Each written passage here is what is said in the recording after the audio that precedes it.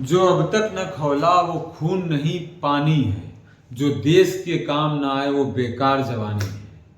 ये लाइन हम उन हिंदुस्तानियों के लिए है जो आए दिन बांग्लादेश और इस तरीके के देश में हिंदुओं के साथ हो रहे अत्याचार अन्याय पर मूक दर्शक बने हुए हैं, चुप बैठे हैं।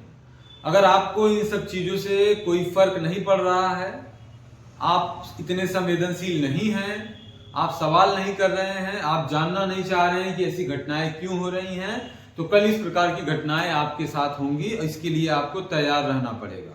जय हिंद देशवासियों, आज हम एक ऐसे विषय पर बात करने के लिए आए हैं जो कि अत्यंत ही संवेदनशील विषय है, जिससे मानवता पूरी तरीके से शर्मसार हो गई है, तार तार हो गई है। हम बात करना चाह रहे हैं बांग्लादेश में हुए नरसंहार का। दीपू चंद्र दास एक ऐसा सामान्य व्यक्ति जो हिंदू था और वहां पर उस पर झूठा आरोप लगाकर, इस निंदा का झूठा आरोप लगाकर मॉब लिंचिंग कराया गया, उसकी हत्या कर दी गई।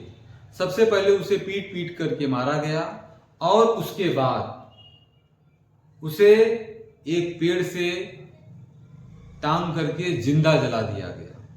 और इतने आम जन के बीच, इतने लोगों के बीच में इस तरीके की कुकृत्य घटना हुई, फिर भी कोई उसमें उसको बचाने के लिए नहीं आया। हमारी मानवता मर चुकी है और हम यूएन से लेकर के, मानवाधिकार से लेकर के अनेक संस्थाओं की बात करते हैं कि हम मानवाधिकार की बात करते हैं। ऐसे अनेक बिंदुओं पे हम बात करते हैं।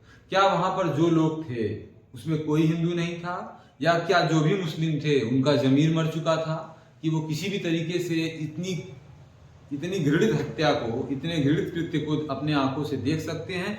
इवन कि वो रील बना रहे हैं, वो फोटो बना रहे हैं, वीडियो रिकॉर्ड कर रहे हैं, कोई बचाने वहां पर नहीं आ पाया।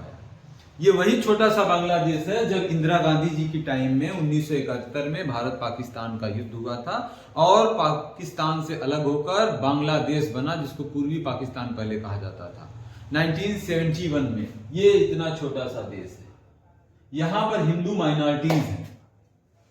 तो हिंदू माइनॉरिटीज हैं, पहले उनकी संख्या और भी अच्छी थी, अप्रॉक्सीमेटली 22%। वर्तमान समय में वहां पे 7% के आसपास हैं। तो ये हम सबके लिए चिंतनीय विषय है कि माइनॉरिटीज धीरे धीरे हिंदू होते जा रहे हैं, ऐसा क्यों है। साथ ही साथ एक दो बिंदुओं पे और हमको बात करने की जरूरत है। वहां पे वर्तमान समय में मोहम्मद यूनुस, जो कि नोबेल पुरस्कार विजेता है, इस टाइम अंतरिम सरकार है, अंतरिम सरकार जिसको हम बोलते हैं, मोहम्मद यूनुस नोबेल पुरस्कार विजेता हैं।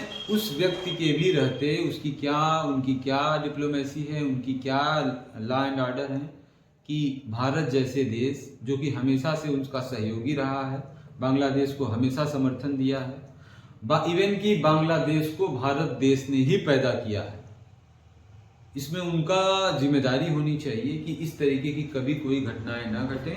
और हम सब अभी हाल ही में आपने देखा होगा कि अलग अलग जिलों में, भारत के अलग अलग जिलों में, अलग अलग शहरों में, अलग अलग संगठनों के द्वारा इस घटना की आलोचना की जा रही है, निंदा की जा रही है, पुतले जलाए जा रहे हैं। साथ ही एक और घटना हुई और रिसेंटली अमृत मंडल की, उस व्यक्ति की भी ऐसे ही मॉब लिंचिंग की गई, पीट पीट करके हत्या कर दी गई। क्या हमारे संवेदनाएं मर चुकी हैं? हमारा खून नहीं खौलता है?